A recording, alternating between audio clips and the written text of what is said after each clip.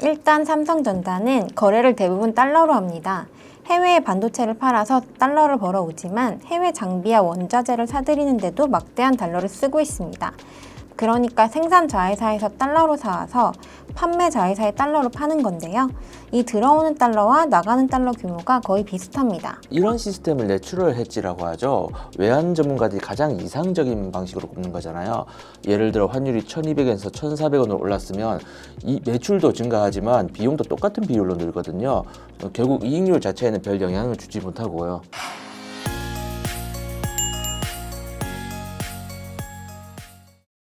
안녕하세요, 원충입니다. 회계는 기업의 언어라고 하죠. 재무제표의 숫자로 현상을 들여다봅니다. The Best View. 오늘은 새해 벽두부터 우리 경제를 강타하고 있죠. 초고환율 현상이 기업들에게 미치는 영향을 분석해 보려고 합니다. 보통 환율이 오르면 수출 기업의 호재라고 생각하는데 이 얘기는 반은 맞고 반은 틀립니다. 오늘 SR본부 고진영 기자와 함께 자세하게 파헤쳐 보겠습니다. 안녕하세요. 안녕하세요. SR본부 고진영입니다.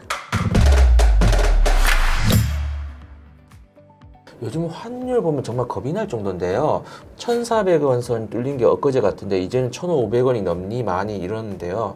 하지만 이렇게 환율이 고공행진하면 삼성전자나 현대차 같이 국가 대표 수출 기업들은 앉아서 돈을 버는 것 같은데 실제로는 어떻습니까? 결론부터 말씀드리면 꼭 그렇진 않습니다. 물론 환율이 오르면 기업의 원화환산 매출 숫자가 커지는 건 맞죠. 하지만 그게 곧바로 이익 대박으로 이어지느냐는 기업마다 천차만별입니다. 환율 변동 위험을 어떻게 관리하는지, 즉 해지 전략이 무엇이냐에 따라서 성적표가 완전히 달라지기 때문인데요. 특히 삼성전자의 경우에는 생각하는 것만큼 환율 상승으로 순이익이 드라마틱하게 늘어나진 않습니다. 삼성전자가 이제 한국 수출 1위 기업인데 환율 효과를 못 본다는 게 언뜻 이해가 잘 안 되는데요. 구체적으로 어떤 구조 때문입니까? 일단 삼성전자는 거래를 대부분 달러로 합니다. 해외에 반도체를 팔아서 달러를 벌어오지만 해외 장비와 원자재를 사는데도 막대한 달러를 쓰고 있습니다. 그러니까 생산 자회사에서 달러로 사와 판매 자회사에 달러로 파는 건데요. 이 들어오는 달러와 나가는 달러 규모가 거의 비슷합니다. 이런 시스템을 내추럴 헤지라고 하죠. 외환 전문가들이 가장 이상적으로 뽑는 방식이잖아요. 예를 들어 환율이 1,200원에서 1,400원으로 늘어나면 당연히 매출액도 늘지만 비용도 똑같은 비율로 증가하니까 결국 이익률 자체에는 별 영향이 없는 구조네요. 삼성전자 관계자들한테 들은 얘기가 있는데요. 이게 윤종용 부회장 시절부터 이제 내려왔다고 하더라고요. 인위적으로 한해지를 안 하는 방식이. 삼성전자에 워낙 글로벌하게 사업을 하다 보니까 해지를 해봐야 쓸데없이 시간하고 에너지 낭비만 들고 이제 비용만 나갈 수 있다는 거죠. 그래서 사업부별로 이제 뭔가 강세를 띈 통화 위주로 결제를 한다 이런 식으로 환율 영향을 최소화하는 방향으로 가더라고요. 네, 이건 장부에서도 확인할 수 있는데요.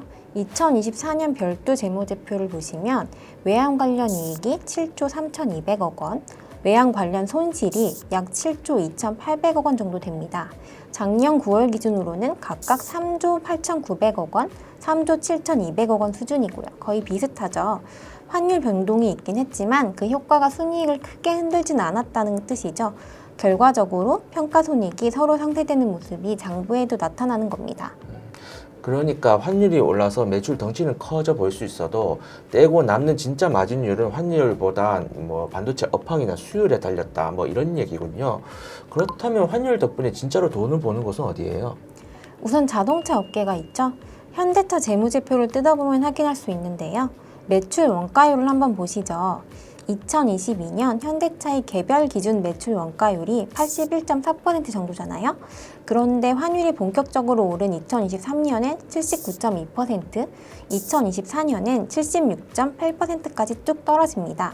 작년 3분기 누적 기준으로도 78% 수준을 유지하고 있고요. 인플레이션으로 원자재 값도 오르고 인건비도 올랐는데 원가율이 오히려 2년 새 5%포인트 정도 떨어졌다. 제조업에서 이 정도 원가율 개선은 굉장히 드문데요. 이게 다 환율 덕분일까요? 물론 다른 이유도 있겠지만 환율 영향이 분명 있을 겁니다. 현대차는 매출의 상당 부분이 해외에서 달러로 찍히거든요. 반면 차를 만드는 데 들어가는 인건비, 국내 부품사 조달 비용은 원화로 지급하는 비중이 꽤 큽니다. 환율이 1,300원에서 1,450원대로 오르니까 분모인 매출액은 불어나는데 분자인 원가는 그만큼 오르지 않아서 원가율이 좋아지는 거죠. 원가율이 계산되는 건 알겠습니다. 그런데 환율이 오른다고 해서 시장 수요가 달라지지는 않는 건가요? 예를 들면 원화가 약세가 되면 외국에서 현대차 값이 떨어져가지고 수요가 증가한다 뭐 이런 현상 말이에요. 그런 건 사실상 없다고 봐야죠. 현대차도 그렇고 삼성도 그렇고 미국에 수출을 하는 건 미국 기업이나 뭐 개인에게 수출을 하는 게 아닙니다. 해외 자회사에 하거든요. 환율이 올랐다고 해서 원화 기준으로 가격을 낮추고 이런 판매 가격 조정을 안 합니다. 마케팅비나 달러 인센티브로 판매를 촉진할 여력은 더 생길 수 있겠지만요. 사실 단기적으로는 환율이 바뀐다고 수요가 달라지진 않는다는 거죠. 그러면 환율 효과로 매출도 불어나고 수요도 늘어나는 업종은 어떤 게 있나요? 조선업이 대표적이죠. HD현대중공업이나 삼도중공업 같은 조선사들은 배를 만드는 기간 동안 공정률에 따라 매출을 길게 나눠서 인식하잖아요. 그러니까 이전에 수주한 배를 지금 만들고 있어도 이제 배값은 달러로 고정돼 있고 이제 그때 환율이 아닌 지금 환율로 매출이 잡히니까 가만히 있어도 원화 매출이 늘어나는 효과가 있네요. 그러면 그뿐이 아닙니다. 조선업은 수주산업이니까 계약을 할 때 내고를 하잖아요. 환율이 오르면 조선사는 원화 마진 여력이 커지고 가격을 좀 깎아줄 수 있는 여지가 생깁니다. 그래서 수주가 늘어나죠. 결국 수요 현금도 바뀌고 환율 덕분에 매출로 인식되는 숫자도 더 커지고 두 가지 효과가 동시에 작용하는 겁니다. 그러고 보니 흥미로운 게 하나 있는데요. 이제 조선업계 환해지 전략이 예전에는 좀 딴판이더라고요. 예전에는 조선사들이 수주하자마자 이제 바로 선물한 매도를 했잖아요. 그리고 2000년대 조선업 호황일 때 매일 선물한 시장에 수십억 달러가 뭉텅이로 쏟아지니까 그때 한국은행이 도저히 관리하기가 힘들어가지고 환율 하락 압력을 키운 측면이 있었어요. 환율이 잠시 800원대까지 떨어지기도 했거든요. 맞아요. 오죽하면 그때 한국은행 국제국장이 조선사 사장한테 전화를 걸어서 달러 좀 그만 팔아라 이렇게 경고했다는 일화도 있죠. 하지만 지금은 선물한 매도 비중을 대폭 줄였습니다. 당시엔 환율이 떨어질까봐 달러가 들어오는 족족 팔아버렸지만 지금은 상황이 다르니까요. 기업이 외화 자금의 결제 시기를 앞당기거나 늦추는 전략을 리드 앤 레그라고 하는데요. 최대한 레깅, 그러니까 환전을 미루고 미뤄서 달러를 쥐고 있는 겁니다. 아니 실제로 이제 국내 5대 시중은행에 쌓인 기업들의 달러 예금 잔액을 보니까요. 작년 11월 말 기준으로 540억 달러에 육박하거든요. 전월보다 21% 급증한 건데요. 결국 국내 기업들이 지금 팔기 아깝다 하면서 최대한 달러를 끌어안고 있다는 거잖아요. 네, 원화로 사업을 해야 하니까 결국 팔긴 팔아야 하는데 계속 놓치면서 외화 자산을 늘리는 거죠. 아무튼 잘 버는 곳은 뭐 이제 조선사라는 거고, 그럼 반대로 이 환율 때문에 죽을 맛인 것도 있잖아요. 네, 항공업계 그 중에서도 LCC 타격이 큰데요. 항공사는 비용의 30%가 항공료거든요. 이걸 다 달러로 냅니다. 리스료나 정비비도 달러고요. 환율이 오르면 가만히 있어도 비용이 급증하는 구조예요. 대한항공 같은 FSC는 화물을 날라서 달러라도 벌지만요. LCC는 매출 대부분이 원화라서 답이 없습니다. 하긴 대한항공은 여기뿐만 아니라 화물 매출 비중도 좀 크죠. 화물 운임이 100% 달러로 받으니까 들어오는 달러로 나가는 달러를 막는 해지가 어느 정도는 가능하겠네요. 네, 반면 NCC는 매출 대부분이 국내선이나 단거리 노선이니까 달러 벌이가 없고요. 대형사가 LCC보다 낫다고는 해도 지금 대한항공 보면 부채 비율이 높기로 유명하잖아요. 그 빚이 다 달러 빚일 텐데 괜찮을까요? 바로 그 지점이 대한항공 재무팀의 최대 숙제인데요. 비행기를 살 때는 무조건 달러로 빌려서 사거든요. 환율이 오르면 원화로 환산한 부채 비율이 순식간에 급등해 버립니다. 그래서 대한항공이 재무적으로 가장 열심히 하는 것 중 하나가 달러 빚을 비달러 차입금으로 바꾸는 겁니다. 그러면 외환에 대한 포지션을 뭐 그렇게 설정을 한다고 하는데 쉽게 말하면 어느 정도 환 리스크에 노출될 것이냐는 건데 달러 상승으로 플러스 되는 포지션 그리고 마이너스 되는 포지션을 최대한 좀 맞추려고 하겠네요. 네, 환율이 낮을 때는 달러 빚이 유리하지만 지금처럼 고환율일 때는 치명적이니까요. 듣고 보니 대형사는 그래도 어느 정도 관리가 가능한 것 같은데 LCC는 좀 위험해 보이거든요.